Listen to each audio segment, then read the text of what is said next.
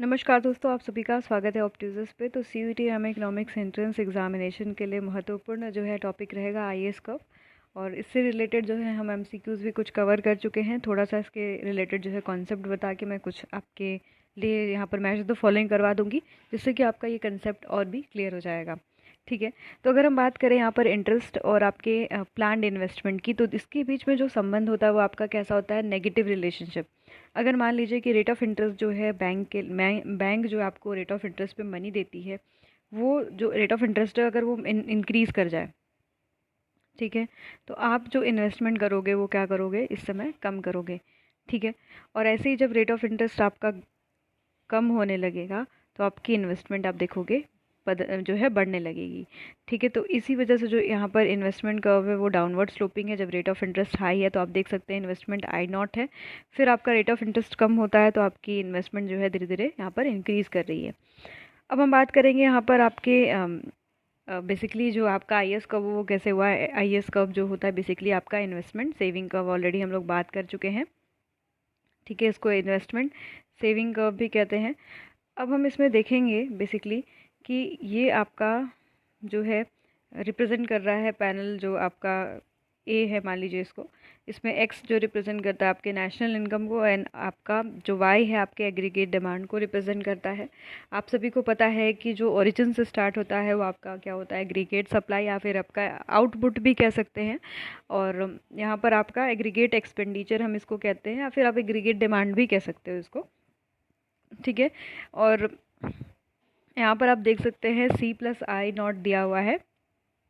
ठीक है, तो यहाँ पर जो है कंज्यूमर स्पेंडिंग प्लस आपका जो है इंड्यूस इन्वेस्टमेंट भी हो रहा है।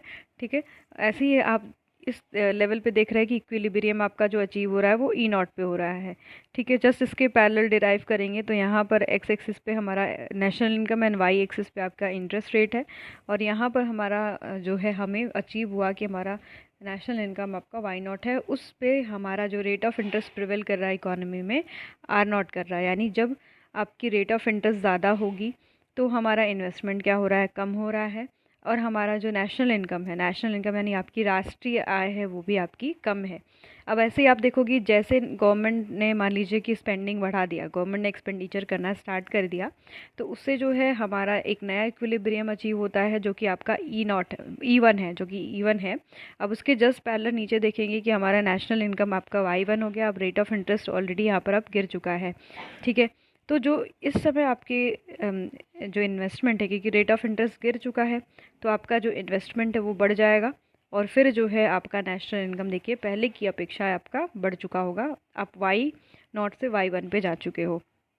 फिर मान लीजिए कि नेट एक्सपोर्ट भी होने लग रहा है। ठीक है, अब इसमें हमने इक्विलिब्रियम कंडीशन E1 देखा।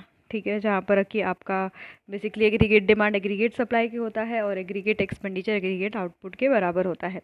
ठीक है, तो यहाँ पर हम देख रहे हैं कि आपका rate of interest R2 prevail कर रहा है और आपकी नेशनल इनकम Y2। तो यहाँ पर आप एक लास्ट जब आप देखोगे तो आईएएस कर्व आपका डाउनवर्ड स्लोपिंग होता है।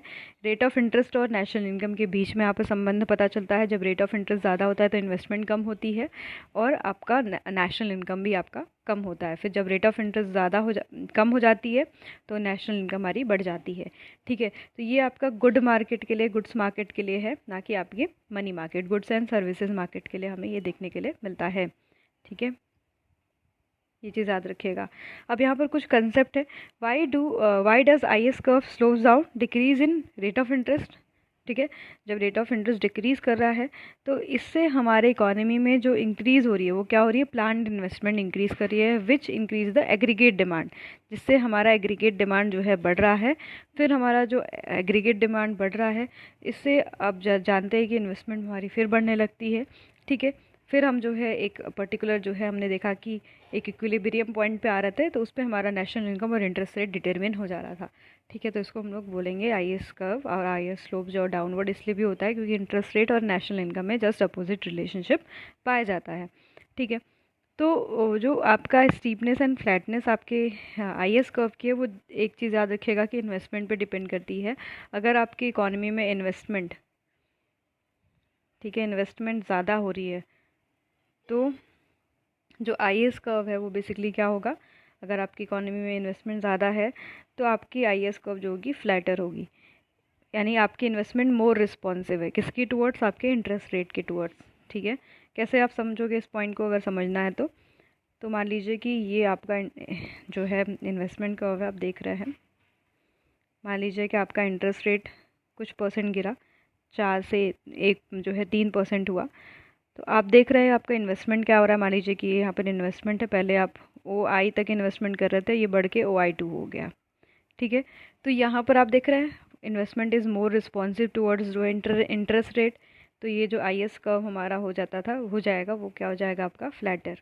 यहीं पर अगर लेस रिस्पॉन्सिव होता तो लेस रिस्पॉन्सिव होने का ये मतलब है कि आपके इन्वेस्टमेंट में कम चेंज आता है एज़ कम्पेयर टू आपके इंटरेस्ट रेट में। ठीक है, आपकी इंटरेस्ट रेट ज़्यादा बदलती।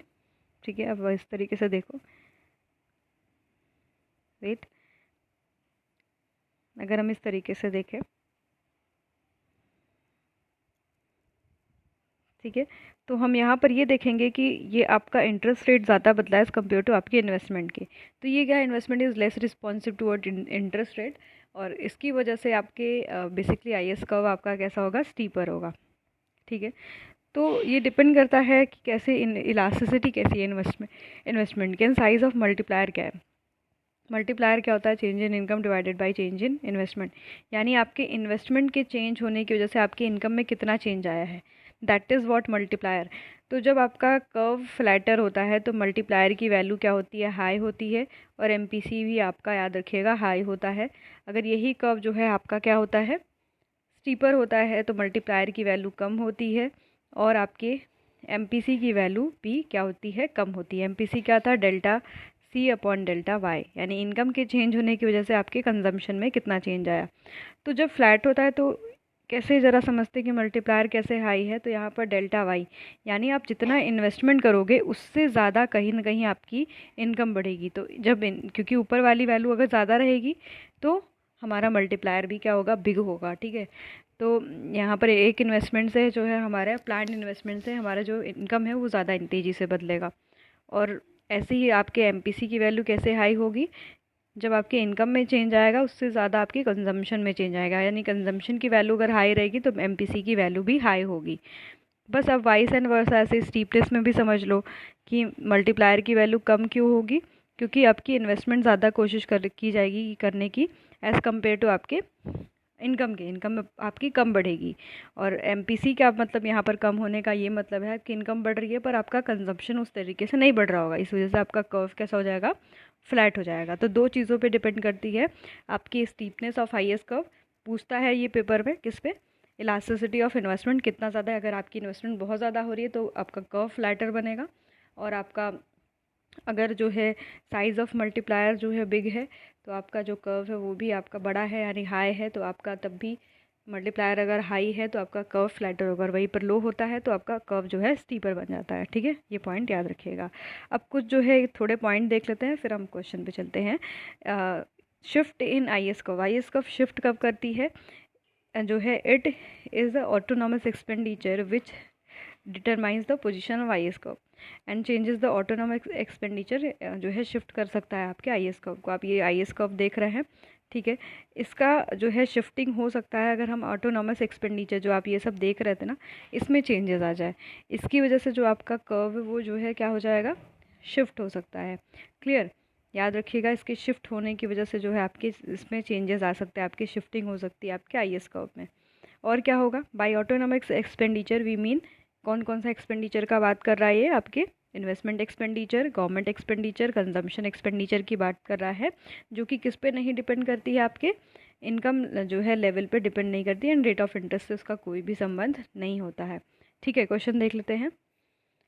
तो अगर हम बात करें यहाँ पर IS कर्व की तो ये क्या शो करता है, याद रखिएगा गुड मार्केट की इक्विलिब्रियम को बताता है आपके IS कर्व, पेपर में ये भी पूछता है। LM कर्व किस चीज़ को रिप्रेजेंट करता है, मनी मार्केट के इक्विलिब्रियम को रिप्रेजेंट करता है। L का मतलब होता है आपकी लिक्विडिटी, ठीक है, L का मतलब आपका लिक्विडिटी होता है, M फॉर जो है आपका मनी होता है। ठीक है, लिक्विडिटी एंड मनी जो होता है। IS-LM कर्व का जो कंसेप्ट दिया था वो हिक्स एंड हैंसन ने दिया था, ये भी याद रखिएगा। ठीक है, इसके पहले भी हमने क्विज करवाया था, वो भी याद रखिए, काफ़ी इंपॉर्टेंट पॉइंट है। ठीक है, हैंसन और हिक्स ने दिया था। IS कर्व शिफ्ट क्यों करती है, अभी जस्ट डिस्कस किया हमने क्योंकि अगर हमारा जो है एक्सपेंडिचर, जो आपका एग्रीगेट एक्सपेंडिचर है वो ही चेंज हो जाए, उसमें अगर बदलाव हो जाता है तो आपकी आईएस कर्व क्या करती है, जो है शिफ्ट कर जाती है टुवर्ड्स राइट। राइट की तरफ जो है आपकी आईएस किधर की तरफ शिफ्ट कर जाएगी, जैसे अभी इधर है तो आपका किधर की तरफ शिफ्ट कर जाएगा, राइट वर्ड शिफ्टिंग हो जाएगा। मान लीजिए कि ये जो है आपके आईएस कर्व में, ये आईएस कर्व है, ये आपका IS2 है, ठीक है। ये राइट वर्ड शिफ्ट करने का मतलब ऑटोनॉमस एक्सपेंडिचर जो है बढ़ चुका है इकोनॉमी में, ठीक है। पॉइंट याद रखिएगा, ओके। और यहाँ पर इंटरेस्ट रेट आपका क्या होगा, उसमें कोई भी चेंजेस नहीं आएगा, इंटरेस्ट रेट में कोई भी चेंजेस नहीं आ रहा है। यहाँ पर ऑटोनॉमस एक्सपेंडिचर इंक्रीज़ कर गई है। टैक्सेस जो है आपके, टैक्स भी देखिए, इन्वेस्टमेंट आपका क्यों बढ़ेगा, क्योंकि आपका IS कर्व शिफ्ट करा है, इसका मतलब इन्वेस्टमेंट भी तो बढ़ रही है। तो रेट ऑफ इंटरेस्ट यहाँ पर तो मान लीजिए कि कांस्टेंट है, उसमें कोई भी बदलाव नहीं आ रहा है, ठीक है। शिफ्टिंग तो इसी तरीके से देखते हैं ना हम लोग, रोटेशन किसी और तरीके से देखते हैं, शिफ्टिंग में तो हम इसको कांस्टेंट मानेंगे रेट ऑफ इंटरेस्ट को। तो यहाँ पर आपका IS कर्व इस वजह से राइट वर्ड शिफ्ट कर गया। इसके पीछे यही कॉज था कि आपकी सरकार ने, गवर्नमेंट एक्सपेंडिचर बढ़ गया, ठीक है, आपके एक्सपेंडिचर इंक्रीज़ कर गया, टैक्स में छूट मिल गया, ठीक से टैक्स कम हो गए, ठीक। अब आपको जो है सब्सिडी ज़्यादा मिल रही है, सब्सिडी आपकी इंक्रीज़ कर गई, ठीक है। आपका ऑपरेशन कॉस्ट जो है कम हो रहा है, कंजम्पशन एक्सपेंडिचर जो है यहाँ पर कम हो रहा है। तो ये सारी चीज़ों की वजह से जो है IS कर्व जो है आपकी टुवर्ड्स राइट शिफ्ट करेगा। यहीं पर लेफ्टवर्ड शिफ्ट करने का ये मतलब है कि ऑटोनॉमस एक्सपेंडिचर जो है कम हो गया होगा। जैसे आप फोर्थ ऑप्शन देख रहे हैं, यहाँ पर जो है आपके लेफ्टवर्ड शिफ्ट करने का मतलब है, जैसे अभी आपने देखा, अगर ये हमारा IS कर्व है, राइटवर्ड शिफ्ट हुआ यहाँ पर, ठीक है, लेफ्टवर्ड शिफ्ट हो जाएगा IS2 पे, और ये मान लो IS1 पे, ठीक है। तो यहाँ पर IS जो है 2 पे गया, तो इससे ये भी याद रखिएगा कि यहाँ पर हमारा जो इन्वेस्टमेंट है वो कम हुआ, स्टीपर हो गया थोड़ा कर्व हमारा, इन्वेस्टमेंट कम हुआ है, ठीक है। मोर लेस रिस्पॉन्सिव इन्वेस्टमेंट है किसके टूवर्ड्स, आपके इंटरेस्ट रेट के टूवर्ड्स, पर यहाँ पर हमने इंटरेस्ट रेट को कांस्टेंट माना है। तो टैक्सेस जो है बढ़ गए हैं, गवर्नमेंट एक्सपेंडिचर कम हो गया है, ठीक है। कंजम्पशन एक्सपेंडिचर आपका बढ़ गया, आप इन्वेस्टमेंट कम कर रहे हो, कंजम्पशन ज़्यादा कर रहे हो। तो ये सारे जो कॉजेज़ है आपके इन्वेस्टमेंट कर्व को, जो है IS कर्व को शिफ्ट टुवर्ड्स जो है लेफ्टवर्ड करेंगे, और आपके IS कर्व को राइटवर्ड क्यों करेंगे वो भी मैं कॉज बता चुकी हूँ। नेक्स्ट वीडियो में हम LM कर्व को थॉरोली कवर करेंगे। जुड़े रहिएगा, सब्सक्राइब करिएगा, शेयर करिएगा अपने फ्रेंड्स के साथ। धन्यवाद।